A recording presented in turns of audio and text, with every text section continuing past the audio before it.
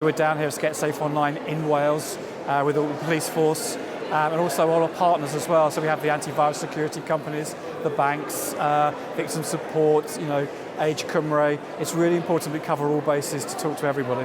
This sort of message is absolutely crucial because we teach children to be safe when they cross the road, look right, look left and that sort of thing. And it's equally important in this modern age for them to be safe online. If you're going to do that, you need to have very clear, very simple messages for young people. If you just talk about safety without making it relevant to the things they do on a day-to-day basis, you're never going to get through. And that's why the imagination that's being put into some of the communications, into the detail of the website, is absolutely crucial. It's really important that everybody comes together because, if you're 5 or 95, we're all enjoying the internet. So everybody in the industry, the police force, Get Safe Online, we all want to make it as safe as people so they can really enjoy themselves and have a great time.